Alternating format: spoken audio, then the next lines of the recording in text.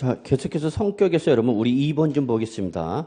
재산세 성격 보시면 밑줄 원칙은 대물세, 예외적으로 별도와 종합합산과세 토지만 무슨 세?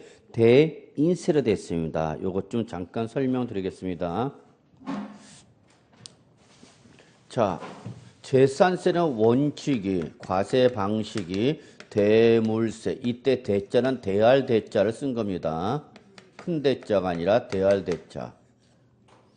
그래서 원칙이 대물세인데 예외적으로 일정한 경우에 한해서는 뭐로 과세한다?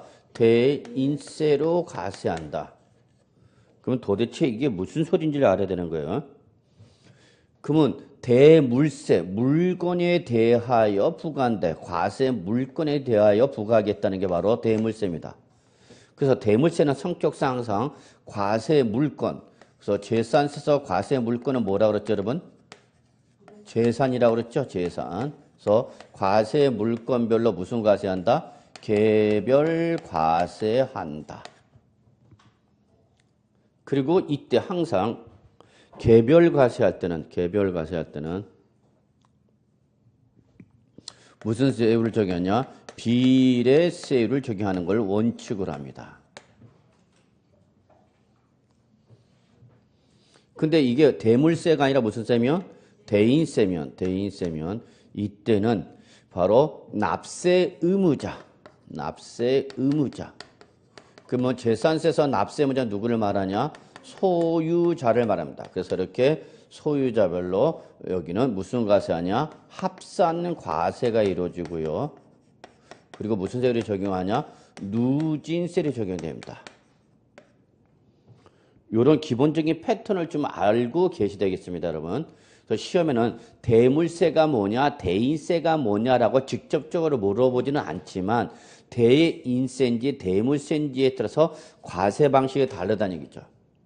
그래서 대물세일 때는 항상 과세 물건별로 무슨 과세하고 개별 과세하고 거기에 대해서 적용된 세율은 무슨 세율이다? 비례세율이다. 근데 이게 대물세가 아니라 대인세 때는 납세 의무자인 소유자별로 무슨 과세가 되면서 합산 과세가 되면서 무슨 세율을 적용한다, 여러분? 누진세율이 된다. 자, 비례세율이 뭐냐, 누진세율이 뭐냐라는 것은 총론 시간에 가볍게 설명을 드렸습니다. 그래서 비례세율은 과세 표준의 크기와 관계없이 하나의 세율로만 적용하는 것을 비례세율. 누진세율은 과세 표준이 크면 클수록 높은 세율을 적용하는 무슨 형태라 했냐면 계단형 형태라고 말씀드렸어요. 자, 그래서 이렇게 재산세는 무슨 세율 성격이기 때문에 대물세이기 때문에 재산별로 무슨 과세하라? 개별 과세하라. 그리고 무슨 세율을 적용한다, 여러분? 비례세율을 적용합니다. 다만 예외적으로 이 주택은 개별 과세, 즉 주택별 개별 과세하지만 얘는 예외적으로 무슨 세를 적용한다? 누진세를 적용한다라는 게 특징이 되겠습니다. 그러면 이때 대인세로 과세하는 건 뭐가 있느냐? 거기 책에 나오는 것처럼 종합합산 과세 토지와 뭐는 별도 합산 과세 토지는 대물세가 아니라 뭐다? 대인세다. 대인세인 걸 어떻게 하느냐? 써져 있어. 종합 무슨 과세라 됐어요, 여러분? 합산 과세. 별도 뭐라 됐어요, 여러분? 합산 과세 토지라 했죠. 그래서 무슨 과세란 말이 나온 순간 종합 합산 과세 토지, 별도 합산 과세 토지. 그러면 요거는 무슨 세다, 여러분? 대인세다. 그러면 요 말이 안 나면 다 뭐다? 합산 과세라는 대인세가 아니면 다 뭐다고? 대물세다. 대물세 때는 재산별로 무슨 과세한다? 개별 과세하면서 어떤 세를 적용하는데? 비례세를 적용하는데 뭐는? 주택은 주택별 개별 과세할 때 무슨 세를 때린다, 여러분? 누진세를 과세한다. 그래서 결론. 진짜 중요한 건 이거예요.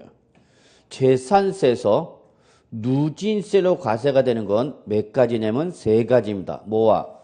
주택과 종합합산과세 토지와 별도 합산과세 토지는 무슨 세율로 과세한다고요? 누진세로 과세한다는 거. 이거 절대 놓치면 안 됩니다. 몇 개요? 세 개. 그래서 주택, 종합, 별도. 요 세 가지만 무슨 세율 때리고요? 누진세율 때려요. 누진세율.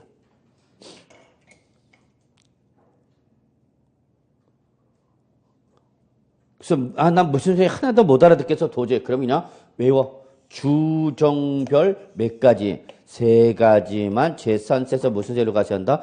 누진세로 가셔야 한다. 이거는 반드시 수단과 방법을 가리지 말고 여러분이 외우셔야 할 거다. 그 얘기입니다. 한때 여러분 전지현 씨와 그 다음에 저랑 뭐 비슷하다는 김수현 씨가 나와갖고 한류 드라마의 열풍을 일었던 게 바로 뭐죠? 별에서 온 그대. 여러분한테 공개적으로 밝힙니다. 그 별이 바로 주종별입니다. 무슨 별? 주종별. 그래서 여러분 바로 그 별은 무슨 별? 주종별입니다. 그래서 여기 지금 주부님들이 많이 계시는데 저는 저희 집사람이 만약에 공인중개사를 공부한다면 저는 매일 얻고 다닐 거예요. 그래서 지금 집에서도 여러분 얻고 다니죠, 아저씨가. 이스키가. 아니 여러분 공부하는데 아저씨가 안 좋아해? 좋아하는데 안 얻고 다녀? 무거워서? 이런. 그래서 여러분 오늘 집에 가서 아저씨한테 위풍당당 보부당당 크게 말씀하십시오. 당신은 어느 별에서 오신 주종별에서 오신 천사고 사는 걸 영광으로 하려고 여러분 크게 얘기하세요. 별로 반응이 없네. 여러분은 어느 별에서 오신 천사님이에요? 주종별. 잊지 마시기 바랍니다. 이거 1년 내내 한다. 1년 내내 어느 별에서 왔다고요? 주종별. 이걸 기억을 못하는 사람들 계세요.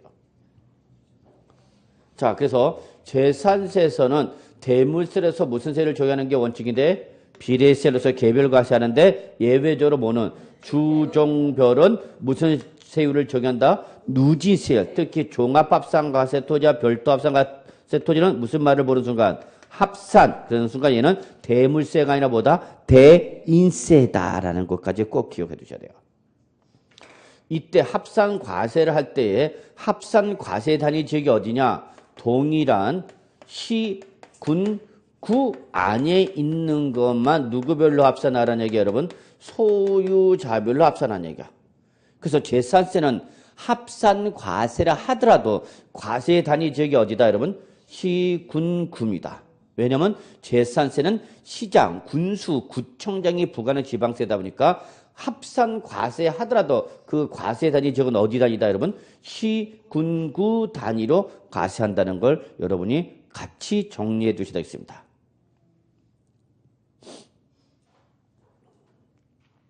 그래서 다시 한번 강조하지만 재산세를 합산할 때 어느 단위로 합산한다고요? 시, 군, 구 단위로 합산한다는 걸 절대 놓치면 안 됩니다.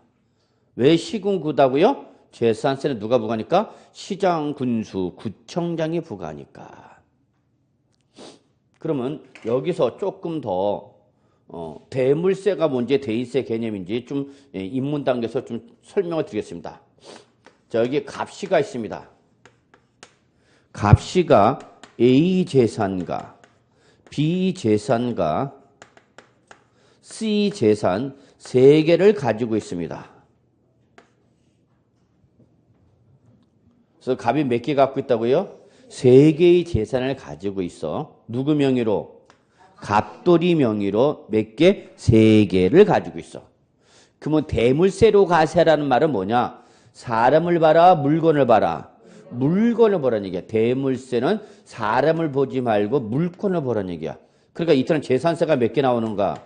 세 개가 나온 거죠. 재산세를 따로따로 과세하라 그 얘기입니다. 누가 갖고 있지만 갑이 갖고 있지만 사람을 보는 것이 아니라 과세 물건별로 보니까 과세 물건별로 때리는 거. 이걸 뭐라 표현한다 여러분? 대물세로 간다.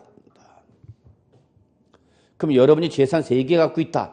그러면 재산세가 몇 개 나온다는 얘기가? 3개가 나온다는 얘기야. 3개. 이해하셨어요? 자, 그런데 만약에 대인세로 과세라. 그러면 대인세는 물건을 봐라, 사람을 봐라. 사람을 보라는 얘기야, 사람. 그러니까 값이 A, B, C 세 개를 가지고 있으면 이거 다 누구 거니까? 값 거니까 이거를 다 뭐해서? 합산해서 이거를 합한 가액을 가지고 계산하라 그 얘기입니다. 요거에 대해서 때린 게 바로 뭐다고 여러분? 대인세. 그러면 재산세는 대인세는 몇 개 나오는가? 대인세는 몇 개 나와? 하나 나온다고. 이걸 어떻게 했기 때문에? 합해서 과세했기 때문에 합해서. 그래서 갑돌이 명의로 몇 개를 갖고 있는 얘기가 중요한 게 아니라 그걸 뭐 한가에? 합한 가액으로 재산세 때리라는 얘기야. 그러니까 대인세는 무조건 납세 의무나 소유자별로 몇 개 나온다 여러분? 하나만 나오죠. 근데 대물세 그러면 사람을 봐라 물건을 봐라. 물건. 그러면 지금 재산세를 갑이 재산을 몇 개 갖고 있으면 3개 갖고 있으면 재산세가 몇 개 나오는가 여러분? 3개가 나온다. 왜? 물건별로 따로따로 과세하는 거니까. 근데 이게 무슨 세면? 대인세면 이걸 어떻게 하라고? 합해라고. 누구 명의로 합하라고요? 갑의 명의로 합산하라고. 그래서 갑의 명의로 합산한 가에서 뭘 때린 거 여러분? 재산세죠. 그러니까 재산세는 이때 대인세는 몇 개 나오는가? 하나만 나오죠. 하나만. 이해되세요? 대물세하고 대인세하고? 그래서 대물세는 어렵게 생각하지 마시고 그냥 뭐로? 물건별로 따로따로 하나하나씩 때리는 거고 무슨 세면? 대인세면 이거를 누구별로? 소유자별로 뭐하라? 합산하라. 그러니까 여기는 몇 개 나온다 여러분? 하나. 그래서 이 합한 가액이 뭐하면 크면 클수록 무슨 세를 때리겠다? 높은 누진세로 때리겠다는 얘기죠.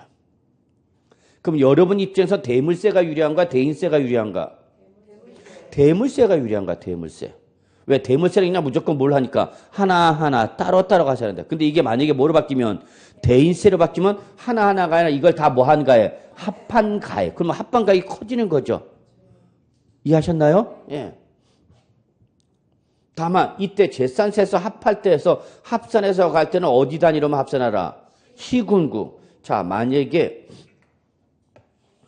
소재지를 보았더니 A 재산은 서울특별시 강동구에 있고요. B 재산도 서울특별시 어디에 있어? 강동구에 있어요. 근데 C 재산은 서울특별시 어디에 있냐? 강남구에 있어.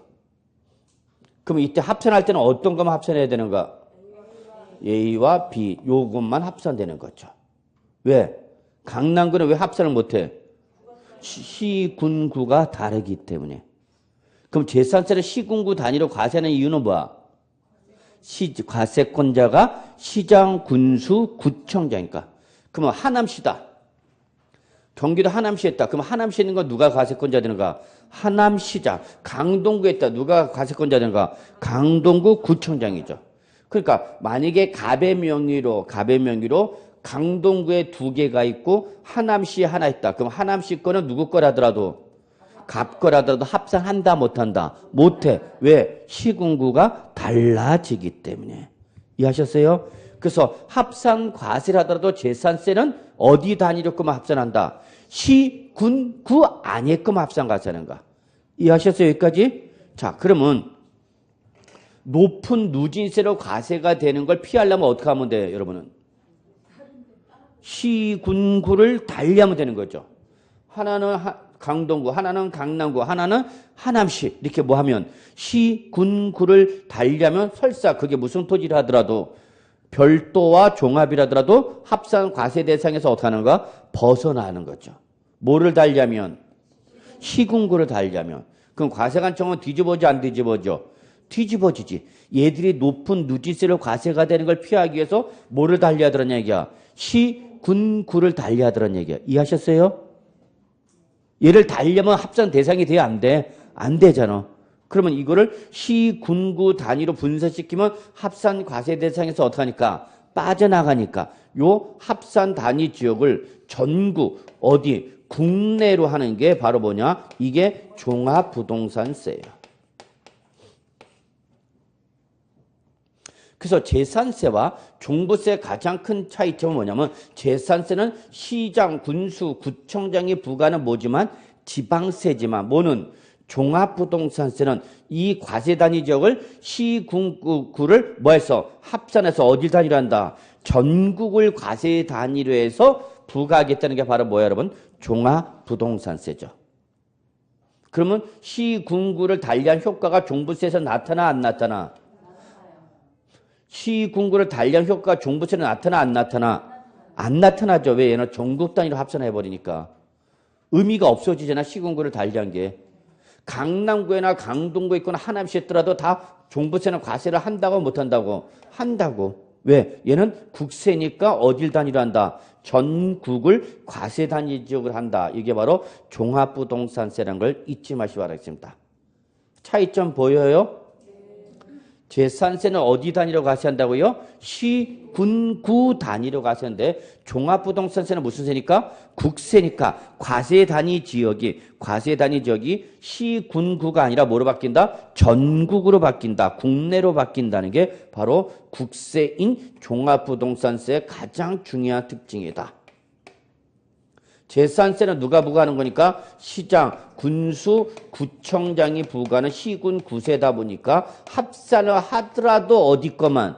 시, 군, 구 안에 있는 것만. 그런데 종합부동산세는 어디다? 전국, 국내를 대상으로 한다. 요게 가장 중요한 차이점입니다. 그래서 요거 2번 맨 처음에 공부할 땐 저게 좀 무슨 말인지 어려워요. 그래서 재산세는 원칙 무슨 세다 여러분? 대물세. 그래서 어떻게 하라? 재산별로 하나하나 따로 과세하라.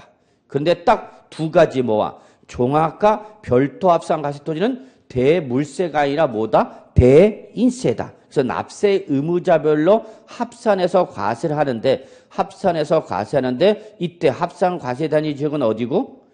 시, 군, 구고. 그 합한 가액이 크면 클수록 세율이 어떻게 된가 여러분? 높아지는 무슨 세율 여러분? 누진세율. 그래서 재산세는 누진세로 과세해야 되는 게 종합과 별도 그리고 하나 더 있다. 그게 바로 뭐다? 주택이다. 그래서 주택은 주택별로 하나하나 과세하는데 그 가액이 크면 클수록 어떤 세율을 적용한다 여러분? 누진세로 과세한다. 라는 걸 잊지 마십니다. 저게 여러분이 입문 과정에서 여러분이 꼭 좀 기억하셔야 할 내용이 되겠네요. 자, 그 다음에 여러분 과세권자 한번 보죠. 그럼 재산세는 누가 부과하는 거냐? 부동산 소재지인 납세지를 관할하는 자 밑줄도 갑니다. 누가 부과한다고 되어 있어요 여러분? 시장, 군수, 구청장입니다. 단서는 절대 시험에 안 나오니까 보지 마시고요. 단 서울특별시는 특별시장과 구청장이 공동과세한다. 이거는 시험에는 안 나와. 절대 안 나와. 왜 안 나올까요? 이거는 전국구 규정이 아니라 어디 한해서만 적용되기 때문에 서울특별시 한해서만 적용되는 규정이기 때문에 전국을 대상으로 하는 우리 시험의 입장상 나올 수가 없죠. 그래서 여러분 재산세 과세권자는 소재지를 납세지로 하고 그 소재지를 관할하는 누가 부과한다고 여러분? 시장, 군수, 구청장이 부과한다. 절대 놓치면 안 됩니다. 시장, 군수, 구청장이 부과하는 지방세다.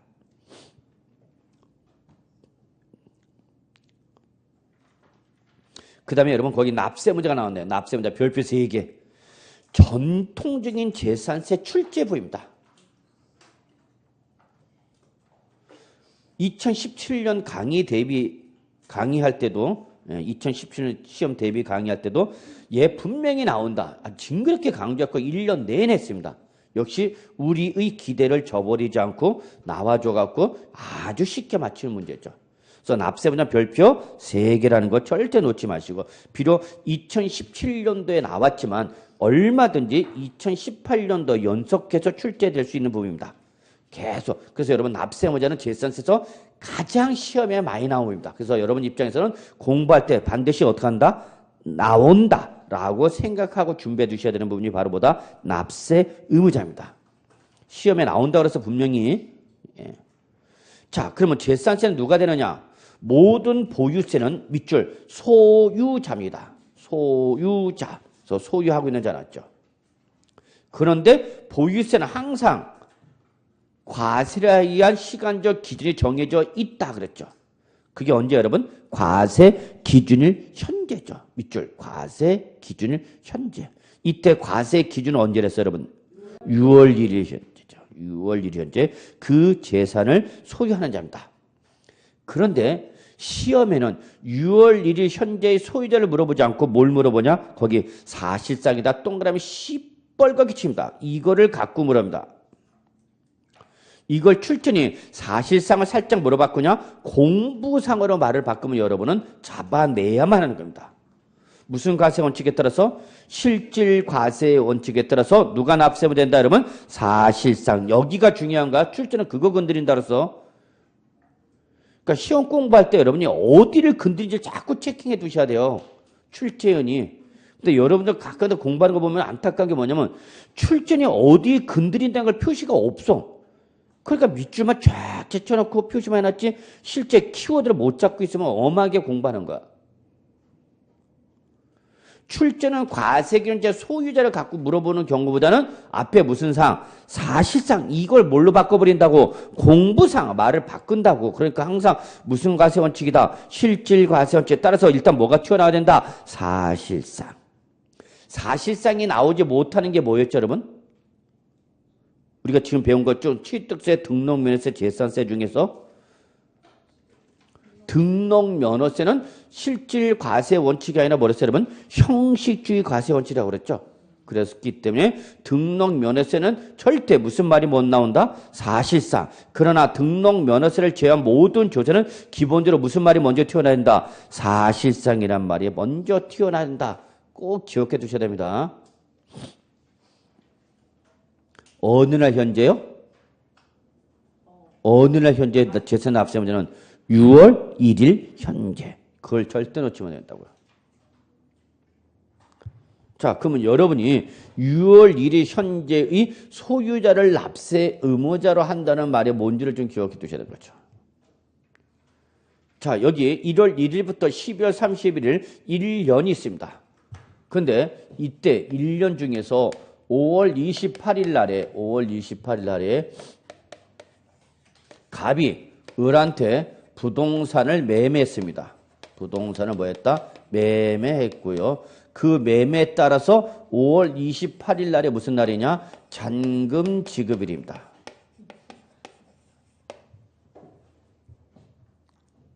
자, 5월 28일자로 갑으로부터 을한테 부동산의 매매가 이루어졌고 5월 28일 날이 무슨 날이었다고 여러분? 잔금 지급이었다고. 자, 이렇게 자료를 제시를 해놓고 출전이 뭐라고 하냐면 자, 올해 재산세 낼 사람이 누구냐 이렇게 물어봐. 그럼 여러분 갑을 중에 찾아야 되죠 뭐. 그럼 이때 재산세 납세 의무자가 누구냐? 그러면 여러분은 당해년도의 소유권 변동 여부와 관계없이 여러분 딱 뭘 잡냐? 6월 1일을 찾고 6월 1일 현재 소유자가 누구냐라는 것만 확인하면 되는 거예요. 그럼 제가 굳이 5월 28일 날에 잔금 지급일이라는 말을 왜 했을까? 이날에 소유권이 누구로부터? 갑으로부터 누구한테? 을한테 넘어갔다. 취득세는 언제 취득한 걸 보라? 매매할 때는 잔금 지급에 취득한 걸 했잖아. 그러면 5월 28일 날 잔금 지급일은 을이 이 부동산을 뭐 했다? 취득했다 그 얘기야. 그러면 5월 28일 취득했으니까 6월 1일 현재 소유는 누가야? 이걸 따라서 을이 뭐가 되는 거야, 여러분? 납세 의무자가 되는 거야. 이게 시험에 나오는 거 뭐. 또 을이 부동산을 드디어 20년 만에 취득했는데 돌아가 버렸어. 그래서 갑으로부터 을한테 뭐가 됐냐? 상속이 개시가 됐대.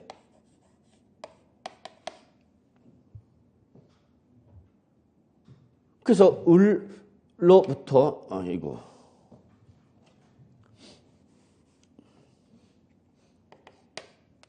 자, 7월 5일 날 돌아가셨어. 사망했다고. 그러면 갑, 을, 병, 당해년도에 소유권이 이렇게 변동됐네요. 납세 의무자가 누구냐 물어보면 누구라고 대답하셔야 되는 거예요, 여러분? 을이야. 당해년도의 소유권 변동과 관계없이 여러분은 다 그냥 뭘 잡으라고? 6월 1일 현재 소유자 잡으라고, 6월 1일. 이날 현재 이 재산을 소유하는 자가 누구냐 이것만 찾아내면 돼. 이해하셨어요? 네. 그러니까 뭐 어쩌고 저쩌고 뭐 가불병정 뭐 이상한 애들 저런 애들 막 나와서 고민하지 마. 그냥 여러분 딱 어느 날 잡고 6월 1일 잡고 그날 현재 누가 소유자가 뭐가 되는 거다? 납세 의무자가 되는 거죠. 이해하셨나요? 여기까지? 자, 그럼 여러분 이때 갑과 을 간의 매매가 일어났을 때 이 매매는 누가 잘한 걸까? 세부담 측면에서 고려한다면 갑이 잘한 거죠. 어차피 내가 올해 뭐 할 거면 팔 거라면 올해 팔 거라면 언제 전에 처분함으로써 6월 1일 전에 처분함으로써 올해 내겠다 안 내겠다? 안 내겠다는 이게 매도자 입장이죠. 그럼 거꾸로 매수자 입장에서 누구는 을은 언제 6월 1일 이후에 취득했어야 되는 거죠. 이해되시나요 지금? 그러니까 이렇게 여러분이 세법을 잘 공부할 때 시험에도 중요하지만 시험 여부에 관계없이 좀 잘 차분하게 알아두면 여러분의 일상생활 과정에서 다 피가 되고 살이 되고 도움이 되는 거야.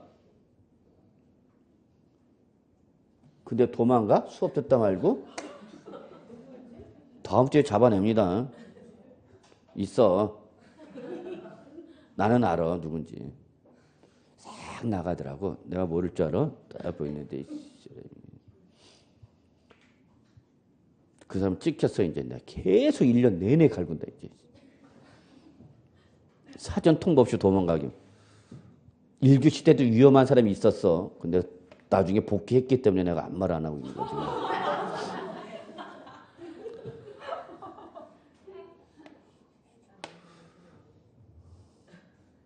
까먹었잖아.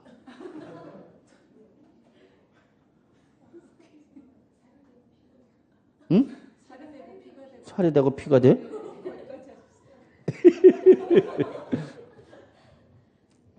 자, 결론 낼게 여러분. 재산세 납세 의무자 누구예요? 해서 뭐 가불병정 막 나왔다 우리 고민하지 마. 그냥 어느 날 잡고 6월 1일 이제 소유자만 잡아내면 되니까. 그래서 결국은 매도자 입장에서 올해 매도할 계획이라면 6월 1일 전에 처분함으로써 보유세 부담을 어떻게 하는 거고? 덜어버리는 거고, 거꾸로 매수자 입장에선 6월 취득하더라도 언제? 6월 1일 이후에 취득함으로써 올해 재산세 내겠다 안 내겠다? 안 내겠다는 거죠. 이런 것이 여러분 실무 나가면 일어나냐 안 일어나냐? 일어나요. 특히 건설회사가 아파트 분양할 때 이런 현상이 나타나요. 그러면 아파트 건설회사가 올해 드디어 준공이 되고 분양 이제 넘겨야 돼. 그러면 가능하면 날짜를 언제 전에 처분해야 돼? 6월 1일 전에 준공시켜 넘겨버려야 된다면 그래야 법인이 부담 안 한단 말이야. 만약에 불가피하게 여러분 6월 달이 지나서 넘어가게 됐다. 그러면 그 분양 계약서에 특약이 걸렸을 겁니다. 특약 놓고 비록 언제 이후에 넘어갔다더라도 6월 1일 이후에 소유권 넘어갔더라도 6월 1일 요 재산세는 누가 분양을 받아 입주자가 부담한다 이런 특약을 걸어놔. 그래서 누구한테 전가시켜버린가? 입주자한테 전가시켜버린가. 근데 그건 어디까지나 누구 간의 계약이고 당사자 간의 계약이야. 당사자. 우리 세법은 그런 거 묻지 않아. 우리 무조건 누구 잡는 거야? 6월 1일 현재 소유자가 납세 의무자 된다는 걸 잊지 마시기 바라겠습니다. 그럼 이제 여러분은 어떤 일이 발생하느냐? 아니 여보시오. 왜 특이하게 왜 계약서에 이런 걸 집어넣냐? 이거 지방세법상 당신 납세의무자라는 건데 근데 그거는 당사자 간의 계약에 한 거니까 나 이거 못하겠어. 그러면 계약이 성립이 안 되는 거고 그걸 수긍하면 계약이 성립되는 거죠. 뭐. 그러나 그거는 당사자 간의 계약이고 우리 세법은 누굴 납세의무자로 한다? 6월 1일 현재 소유자다. 그래서 누가 잘했다? 요 매매는 갑이 잘했죠. 응. 으라 너 스키야 5월 28일 내가 왜 잔금 받고 팔은 줄 알아? 미스터. 그랬더니 나만 똑똑해? 을도 똑똑해? 을도 똑똑해. 세상은 다 똑똑해 지금. 나보다 무식한 사람이 없어. 진짜 여러분 지금 무식한 사람이 없어요. 배울 만큼은 웬만한 거 다 배운 사람들이야 지금. 특히 우리 공인중개사 수험생들 자체가 그래. 옛날에는 정말 한평생 공부란 걸 모르는 분이 공부하겠다고 오는 게 공인중개사 시험이었어요. 근데 요즘은 여기 오신 분들 자체가 다 기본적인 베이스는 다 깔고 들어와. 그러니까 강의하기가 더 힘들어. 더 힘들어요 여러분. 말 잘못하면 일 납니다. 하여튼. 이스크야 네가 뭔데 하면서 얼마나 무서운데. 자, 그러면 을이 피하는 방법을 찾아. 여기 잘 외우려고 하지 말고 상황을 잘 판단해. 자, 5월 28일자로 누가 소유권 취득했어? 을이. 근데 5월 28일 현재 을이 뭐를 안 하고 있냐? 등기를 안 하고 있는 거야. 을이 자기 명의로 뭘 안 하고 있다고 여러분? 등기를. 그러면 이 일로 인해서 어떤 일이 발생하느냐? 사실상의 소유자와 공부상의 소유자가 같아져 달라져. 달라지는 문제가 발생하는 거죠. 이해하시나요? 사실은 누구 거예요? 을. 공부상으로는요? 아이씨. 갑이 올해 재산세 안 내려고 팔아버렸잖아. 언제? 6월 1일 전에. 근데 매수자가 뭐를 안 하고 있네? 등기를 안 하고 있네. 외우는 거 아니야, 여러분? 등기를 안 하니까 공부상에는 누구로 돼 있는 거고 갑으로 했고 실제는 누구한테 넘어가 있고 을. 그러다 보니까 공부상과 사실상이 어떻게 달라. 그럼 만약에 이 둘 중에 세법에서 어떤 놈을 잡아야 되는가 세법은? 사실상을 잡으라고. 사실상. 써져 있잖아. 거기 뭐라고? 사실상 소유자. 그래서 원칙은 누가 납세무자 되는가? 을이 되는가? 을이. 여기까지 이해되셨죠? 그런데 문제는 뭐냐면 이거를 과세관청이 자 재산세는 보통 징수 방법에서 부가 징수하기 때문에 재산세는 누가 계산해 준다 그래서 시장, 군수, 구청장이 계산해서 여러분한테 뭘 보내준다 그래서 고지서 보낸다 그랬죠? 그럼 과세관청은 둘 중에 어떤 걸 보고 판단해? 공부상을 보고 판단하고 등기부를 까본다고. 등기부상의 소유자가 납세입니다. 그러니까 과세관청은 누구 거로 보는 거야? 누구 거로 본다고? 갑 거로 본다니까. 등기부에 누구로 되어 있으니까 갑. 이건 알아 몰라? 몰라. 이건 누구만 알아? 지들만 알지. 제3자인 시장, 군수, 구청장은 당사자가 매매해서 넘어간 걸 과세관청은 알아 몰라? 모르죠. 뭐가 없으니까? 등기가 안 돼 있으니까. 그럼 과세관청은 누구 거로 본다고? 갑 거로 본다고. 갑. 그러면 잘못하면 누가 내게 됐어? 갑이 내야 돼. 갑이. 이해하셨어요? 그러면 갑은 억울해 안 억울해? 억울하지. 자기가 올해 안 내려고 6월 1일 전에 팔았는데 매수자 역시 만만치 않은 놈이 들어온 거죠. 그래서 뭘 안 하고 버티고 있는 거야 지금? 등기를 안 하고 버티니까 지금 등기부상 누구면 계속 잡혔네? 갑 잡혔네.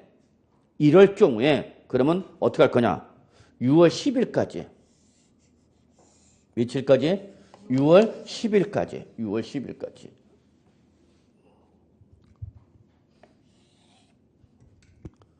이런 일이 발생하면 6월 10일까지 매매 계약서를 첨부해서 공부상 소유자 누가? 갑이 소유권이 변동됐다라고 뭐 하라는 얘기야? 신고하라는 얘기야. 누구한테 신고하라고 여러분?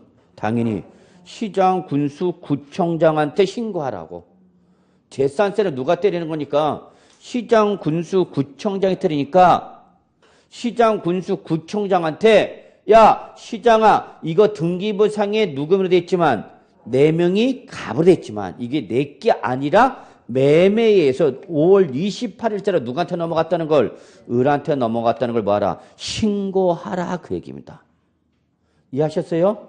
그래서 신고를 하면 갑이 뭘 했다고? 소유권 변동 신고를 했어. 누구께? 자기 게 아니라 누구 거다고? 을 거다라고 신고했대. 그러면 이때는 당연히 신고해서 과세관청이 누구 거라는 걸, 을 거라는 걸 알아 몰라? 알게 됐겠죠. 신고했어요. 그러면 이때는 누가 납세면 되는가? 사실상 납세무자. 누가 되는가? 을이 되는 거죠. 뭐. 이해하시나요? 어떤 상황인지를 이해하셔야 되는가? 그런데 이렇게 소유권이 을한테 넘어갔는데도 불구하고 등기를 하지 않아야 했을 때 갑은 6월 10일까지 뭘 해야 되는 건데 신고를 했는데 신고를 했다고 안 했다고? 안 했다고. 그럼 별도 뭐도 없고 등기도 없고 별도의 소유권 변동 신고도 없으면 과세관청은 알아 몰라? 모르죠. 그럼 누구 거를 잡아? 공부상 소유자 갑으로 보는 거죠. 그래서 이게 시험에 나오는가? 그렇게 시험에 나오는가? 상황 변동에 따라서. 그래서 여러분 거기 의제 납세무자 1번에 보시면 의제 납세무자 별표 3개. 이게 가장 전통적인 출제 부분. 의제 납세문제 1, 2, 3, 4, 5, 6, 7 있죠? 예, 그게 가장 출제 대상이다고. 그래서 1번을 보시면 공부상의 소유자가 여기서 따르면 누가 되는 거죠? 갑이. 매매 등의 사유로 소유권이 어떻게 됐는데 변동이 되었어. 근데 거기에 무슨 말이 생략되어 있냐? 등기가 되어 있지 아니했을 때. 그럼 며칠까지? 6월 10일까지 뭐 하라? 신고를 하라. 근데 거기는 뭐랬어? 그러면 신고를 했대 안 했대? 밑줄. 신고를 하지 아니하여서 사실상의 줄을 안다 모른다? 모른다라고 조건이 제시가 됐죠? 예? 사실 소유자 모르겠다고 나와 있잖아. 그럼 그때는 사실 소유자 잡으니까 모르니까 사실상을 잡아 못 잡아? 못 잡죠. 그래서 거기 무슨 말 나와있어? 공부상. 그래서 나와 있는 거죠. 오케이? 그럼 결국 여기서 조건에 따라서 달라지는 건 뭐야 여러분? 사실상이냐 공부상이냐 이걸 갖고 달라진단 말이야. 이게 바로 재산세 납세 의무자를 판단하는 기준이고 공인중개사가 최소한 자기가 매매를 했을 때 그 매매에 따른 잔금 지급을 했다서 재산세 납세 의무자가 달라진다라는 거를 여러분은 얘기를 해줘야 되는 거죠. 그러면 갑은 당연히 6월 10일까지 뭐라 했어야 되는 건데 신고를 해야 되는데 신고를 안 했대. 왜 안 했어 얘 그러면? 그쵸 모르는 거야. 우리도 몰랐잖아. 그리고 내일이면 또 몰라죠 도로. 뭘 아우야 내일이면 오늘도 지나가기 전에 까먹을걸. 왜? 학원 바깥을 나가는 순간 또 싹 우리 해맑아지잖아.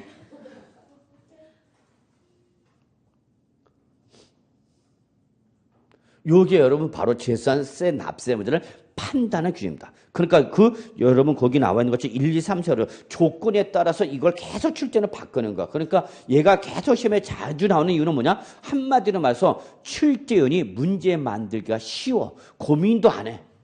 그냥 지 마음대로 바꿔버리면 그냥 문제가 나와버려. 저 같아도 제가 출제를 하면 이거 당연합니다. 공부상 사실상 막 쉐를 바꿔버리거나 또는 공부상 잡아봐라. 문제 만들기가 너무 좋아요. 그러니까 거의 매해 나오잖아요. 거의 매해. 그러니까 만약에 여러분의 사주팔자에 공인중개사 5글자가 있다면 내년 2018년도에도 이 문제는 또 나오는 거야.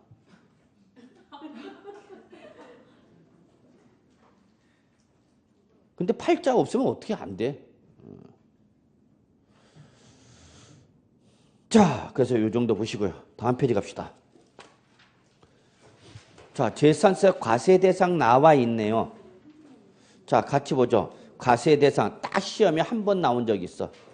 과세대상 크게 몇 가지로 구분하냐? 부동산과 기타인데, 자, 부동산일 때는 몇 가지로 구분한다? 3가지. 토지, 건축물, 주택. 그 기타, 선박과 항공기 나눠있죠, 여러분? 자, 그러면 시험은 부동산인데 여기서 여러분이 나중에 기본서 나오면 있겠지만은 요거 하나 꼭 기억해 두셔야 돼요. 자, 재산세에서 말하는 부동산은 토지, 건축물. 그리고 이거와는 별개로 뭐를 별도로 구분한다 했죠, 여러분? 주택을 별도로 구분합니다. 그랬죠.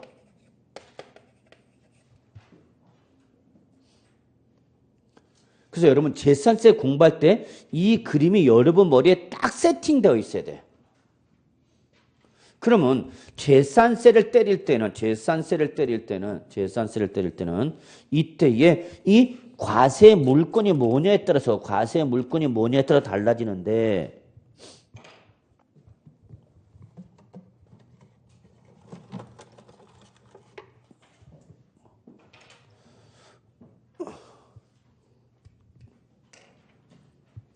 자 보세요.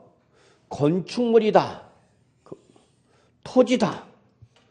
그러면 이때는 우리 물건을 과세 물건을 몇 개로 보는 거야 여러분? 2개로 보는 거야. 뭐야? 토지 하나, 건축물 하나. 그래서 건축물과 토지를 뭐예요? 구분해서. 근데 이거는 여러분이 다 알고 있는 내용이야.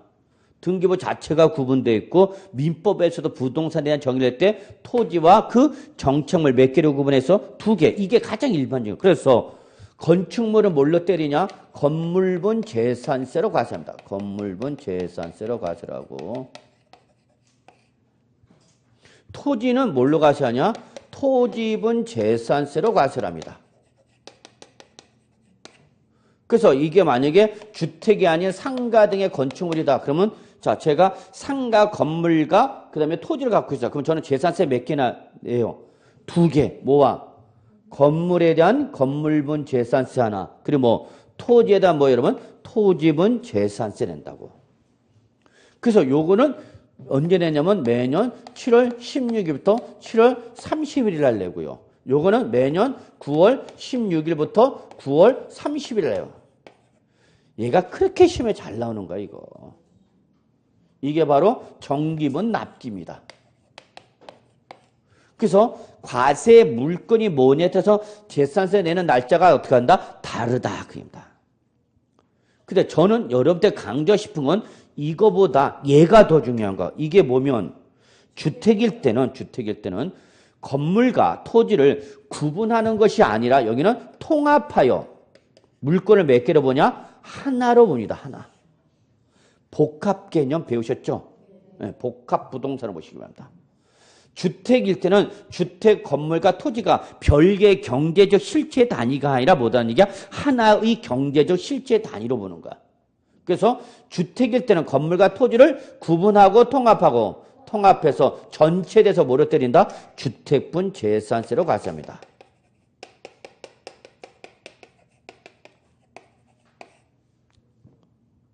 그래서 주택분 재산세는 몇 개 나오냐? 하나만 나와요. 하나만.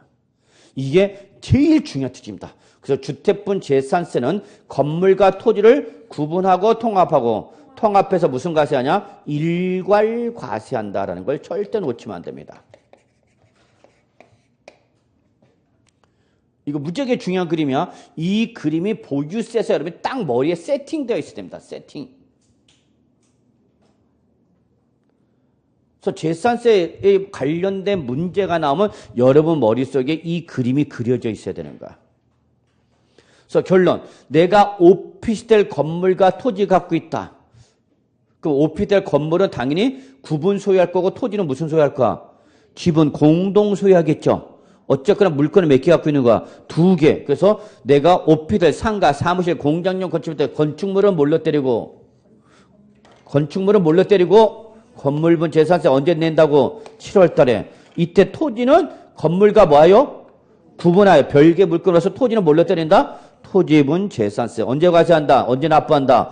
9월 달. 그런데 이게 뭐면 주택일 때는 주택 건물과 토지를 구분이 아니라 여기 뭐야? 통합. 그래서 주택분 재산세 몇 개 나오는데 여기는 하나. 여기는 몇 개 나왔는데 2개. 그러면 이게 주택이 아니라 상가면은 몇 개로 구분돼서 과세하는데 2개인데 이게 뭐면 주거임금 한 번에 다 내야 되는 거야.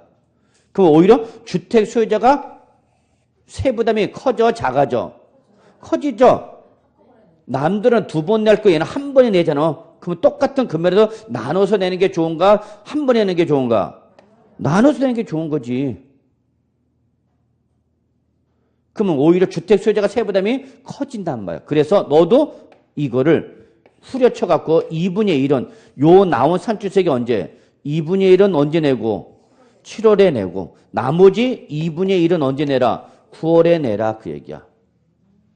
이해하셨어요? 이게 바로 우리 나중에 재산세 부가징수할 때 역시 부가징수 단골 손님 중에 하나야.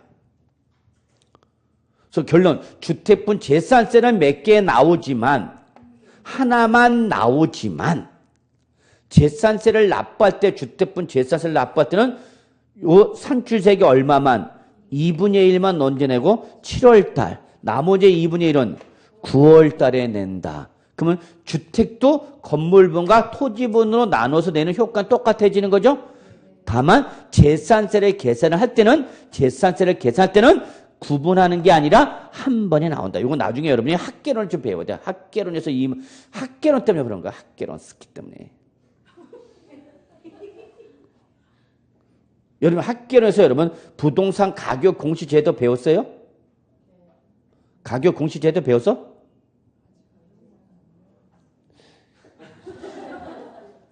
야, 매일매일 이놈 저놈이 나와서 떠들다가 지 혼자 떠들다가 가두고만 내가 어떤 놈이 뭘 얘기했는지 내가 어떻게 그걸 기억하고 있냐? 기억이 나, 안 나? 전혀 안 나죠, 뭐. 그래, 너는 지져라, 스키야. 나는 내대로 그냥 할 일 하겠다. 매일 바뀌니 뭐가 어디서 뭐 했는지 알아? 근데 거기 이제 반복되다 보면은 이제 내가 내용을 알게 되면 다 이제 알게 돼. 그래서 이건 여러분이 좀 나중에 또 하기로 하고요. 그래서 일단 이게 중요한 거야. 이게 여러분 머릿속에 세팅되어 있어야 돼. 예. 이렇게까지 하고요. 조금 10분 쉽시다.